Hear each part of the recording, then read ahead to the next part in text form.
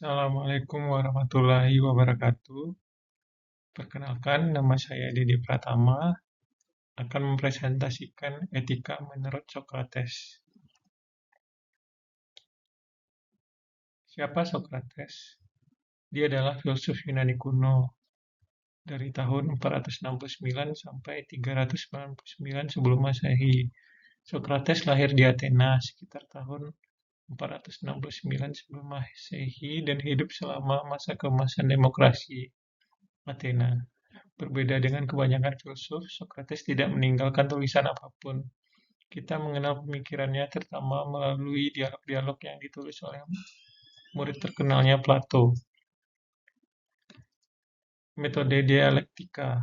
Socrates mengembangkan pendekatan filosofi yang dikenal sebagai metode Sokratik atau dialektika. Pendekatan ini melibatkan proses bertanya secara sistematis dan menganalisis jawaban untuk menguji logika dan kekoherensiannya. Tujuannya bukan untuk mendebat, melainkan untuk bersama-sama menemukan kebenaran. Hukuman mati. Pada tahun 399 sebelum Masehi, Socrates diadili dan dijatuhi hukuman mati oleh pengadilan Athena. Ia dituduh melakukan dua kejahatan. Pertama, tidak menghormati dewa-dewa kota, dan yang kedua, merusak pikiran kaum muda. Tuduhan-tuduhan ini memiliki konteks politik. Mengingat beberapa murid Socrates seperti Critias terlibat dalam rezim oligarki yang kejam. Meskipun memiliki kesempatan untuk melarikan diri atau meminta pengampunan yang mungkin diberikan, Socrates memilih untuk menerima hukuman mati dengan meminum racun hemlock. Keputusan ini mencerminkan prinsipnya untuk tetap patuh pada hukum negara, bahkan ketika ia menganggap hukuman tersebut tidak adil. Prinsip dasar etika menurut Socrates. Pertama, kenali dirimu. Salah satu prinsip utama etika Socrates terinspirasi dari tulisan yang tertera di kuil Apollo di Delhi. Kenali dirimu sendiri. Bagi Socrates, pengetahuan diri merupakan fondasi dari semua kebijaksanaan moral. Hanya dengan memahami siapa diri kita, sebenarnya kita dapat memulai menjalani kehidupan yang bermakna. Kedua, kehidupan yang diuji. Kutipan terkenal dari Socrates ini yang dikutip dalam Apologi Plato menekankan pentingnya refleksi kritis dan pemeriksaan diri.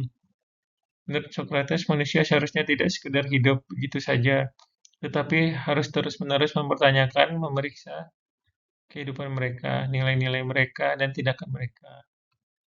Selanjutnya, kebajikan. Inti dari etika Socrates adalah keyakinannya bahwa kebajikan adalah bentuk pengetahuan. Ia meyakini bahwa ketika seseorang benar-benar memahami apa yang baik, mereka akan bertindak sesuai dengan pengetahuan itu. Jika seseorang bertindak salah, itu karena mereka tidak memiliki pengetahuan yang benar tentang kebaikan. Kebajikan adalah pengetahuan, tindakan yang benar.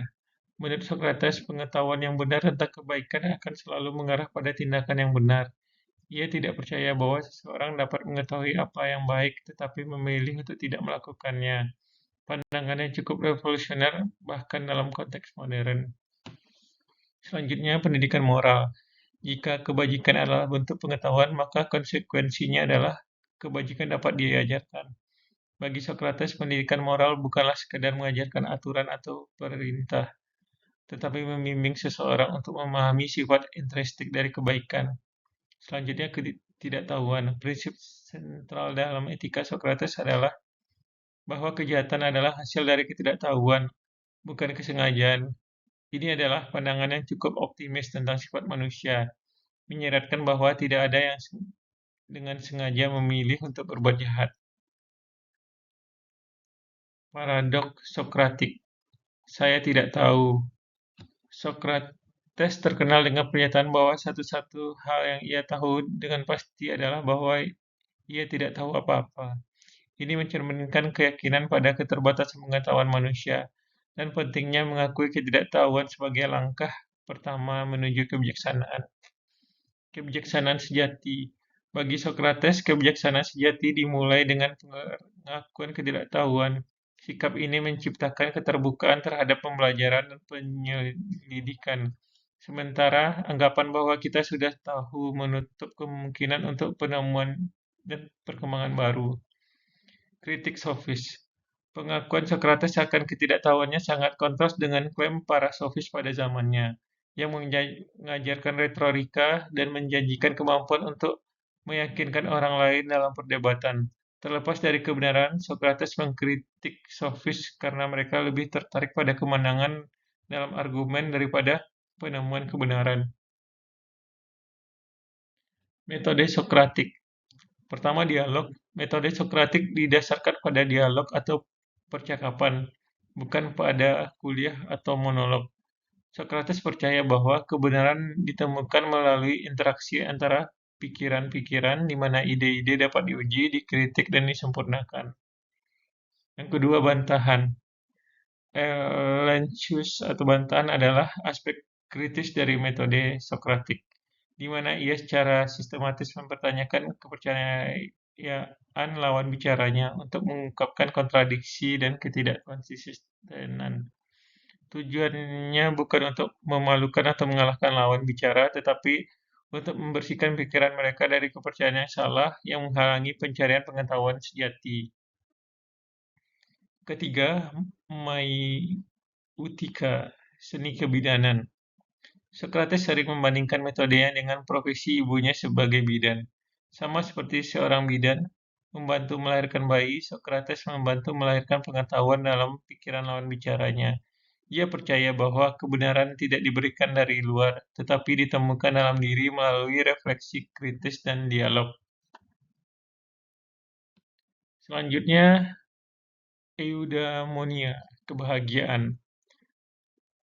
Pertama, tujuan hidup. Sebagai banyak filosof Yunani, Sokrates percaya bahwa tujuan tertinggi dalam kehidupan adalah pencapaian kebahagiaan. Sebuah konsep yang sering diterjemahkan sebagai kebahagiaan, tetapi lebih tepat dipahami sebagai kesejahteraan atau berkembang.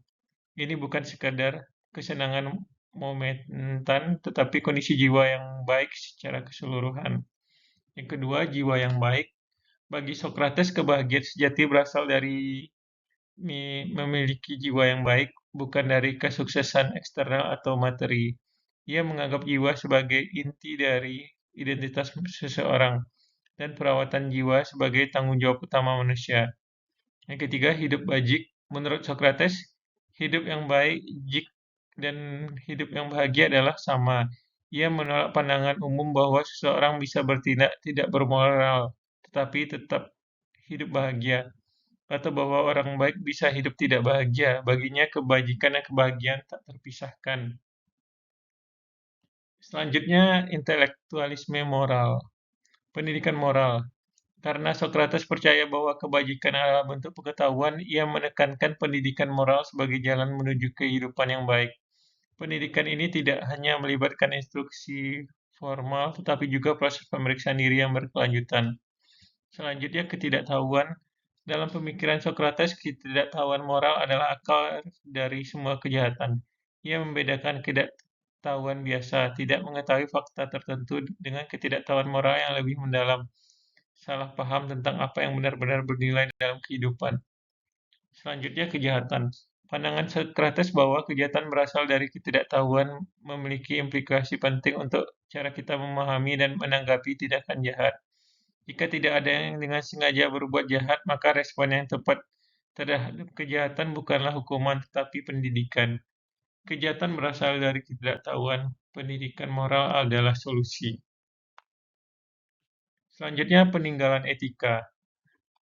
Yang pertama, pengaruh Barat. Pengaruh Sokrates pada filsafat Barat sulit dilebih-lebihkan.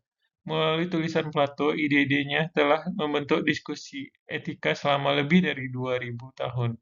Bahkan mereka yang tidak setuju dengan pandangannya harus menanggapi argumen-argumennya, menjadikannya salah satu figur paling berpengaruh dalam tradisi filosofis Barat. Filsafat moral.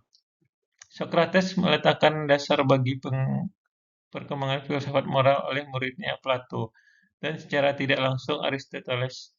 Teori bentuk Plato dapat dilihat sebagai elaborasi dari pencarian Socrates akan definisi universal. Sementara etika kebajikan Aristoteles dibangun di atas pemahaman Socrates tentang hubungan antara kebajikan dan kesejahteraan. Refleksi diri. Mungkin peninggalan paling abadi dari etika Socrates adalah penekanannya pada refleksi diri dan pemeriksaan kritis sebagai komponen inti dari kehidupan moral. Pemikirannya telah menginspirasi tradisi filsuf yang melihat filsafat bukan hanya sebagai disiplin akademis, tetapi sebagai cara hidup yang melibatkan pemeriksaan diri yang berkelanjutan. Kesimpulan, pengetahuan dan kebajikan, etika Socrates dibangun di atas hubungan erat antara pengetahuan dan kebajikan. Ia percaya bahwa pengetahuan moral sejati akan selalu mengarah pada tindakan moral yang benar, dan bahwa kejahatan berasal dari ketidaktahuan, bukan kesengajaan. Definisi kebaikan. Banyak dialog Socrates dalam tulisan Plato berfokus pada pencarian definisi universal tentang konsep-konsep moral seperti keadilan, keberanian, dan kebajikan. Meskipun dialog-dialog ini sering berakhir tanpa definisi final, proses pencarian itu sendiri dianggap berharga. Hidup bajik. Kesimpulan akhir dari etika Socrates adalah bahwa kebahagiaan sejati datang melalui hidup bajik, berbeda dengan pandangan populer yang mengaitkan kebahagiaan dengan kekayaan, kekuasaan, atau kesenangan. Socrates melihat kebahagiaan sebagai kondisi jiwa yang sehat yang hanya dapat dicapai melalui kehidupan moral yang baik. Sekian presentasi dari saya. Terakhir kata saya ucapkan terima kasih. Assalamualaikum warahmatullahi wabarakatuh.